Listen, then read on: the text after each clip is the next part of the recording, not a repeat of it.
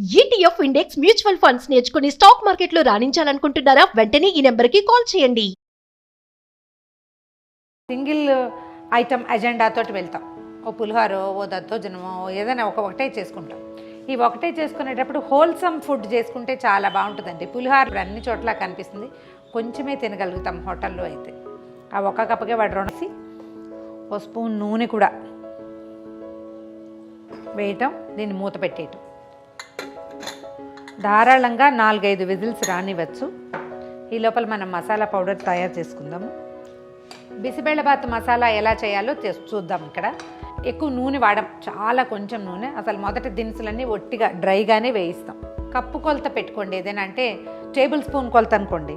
ఒక 4 టేబుల్ స్పూన్ల ధనియాలు, తర్వాత అవే 4 టేబుల్ స్పూన్ల శనగపప్పు, ఓ 2 స్పూన్ల మినపప్పు, ఓ 2 స్పూన్ల జీలకర్ర, ఒక 1/2 టీ స్పూను మెంతులు, ఒక 1/2 టీ స్పూను మిరియాలు, తర్వాత 1/2 టీ స్పూను నువ్వులు. ఒకవేళ తెల్ల నువ్వులు పెద్ద రకం ఉంటే బాగుంటాయి. వీటిని దోరగా వేయించుతాం. 5 విజిల్స్ వచ్చింది, కుక్కర్ ఆపేసాము. పప్పులు దోరగా వేగిపోయినాయి. ముందు ఒక పళ్ళెంలో పోసేద్దాం వీటిని. కొద్దిగా దాల్చిన చెక్క, ఇలా ఏ పొడి చేసుకున్నా దాంతోపాటు కరివేపాకు కనుక వేసేస్తే మనం పిల్లలతో పెద్దవాళ్ళతో తీసి పక్కన పెట్టే వాళ్ళందరితోటి హ్యాపీగా తినిపించేయచ్చు. అందులో ఉన్న హెల్త్ బెనిఫిట్స్ అన్నీ అందుతాయి మనకి. అండి వేగిపోయినాయి, తీసేద్దాము.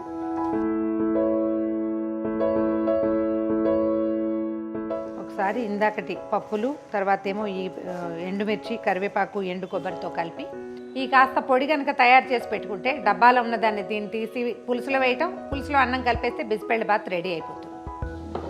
ఇదిగోండి, మన బిసిబేళబాత్ కారం మసాలా రెడీ అయిపోయింది.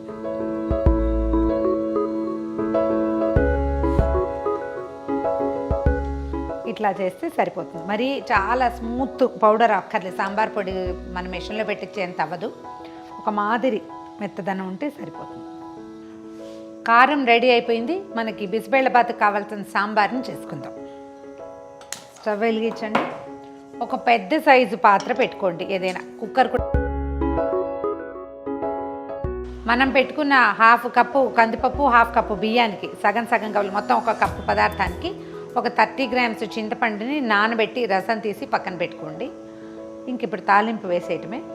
నూనె కాగాక ఓ స్పూన్ ఆవాలు చిటపట్లాడాక ఒక గుప్పెడు పల్లీలు, ఓ 2 ఎండుమిర్చి వేసి వేయించుకోవాలి. పల్లీలు వేగాక ఓ చిటికెడి ఇంగువ, ఓ 2 రెబ్బల కరివేపాకు వేసి, ఓ చిటికెడి పసుపు, తర్వాత 1 ఉల్లిపాయ ముక్కలు సరిపోతాయి. కొంచెం కాస్త పులుసు ముక్కలు తరిగినట్టుగా కొంచెం పెద్ద, ఒక టమాటా ముక్కలు, 1 ములక్కాడ సరిపోతుంది. ఇది సాంబార్ లుక్ వస్తుంది కదా, ములక్కాడ వేస్తే బాగుంటుంది. తర్వాత కాసని బఠానీలు, అంటే గ్రీన్ పీస్ ఉంటే బాగుంటుంది. ఒకవేళ పచ్చి బఠానీలు మన దగ్గర ఎండుగా ఉన్నాయనుకోండి, నానబెట్టి పెట్టుకుంటే వాసన బాగుంటుంది. కొద్దిగా ఈ ముక్కలకి సరిపడా ఉప్పు చల్లి ఒక 5 నిమిషాలు మూత పెడదాం. ఉప్పుకి కాస్త తడి వస్తుంది కదా, ముక్కలు కొంచెం మెత్తపడే వరకు మూత పెడదాం. ముక్కలు మగ్గిపోయినట్టు కనపడుతున్నాయి చూడండి. ఇప్పుడు మనం చింతపండు రసం తీసి పెట్టుకున్నాం కదా, అది ఇందులో పోసేద్దాం. ఒక 100-150 గ్రాముల రసం వడ్డించేసేయటమే.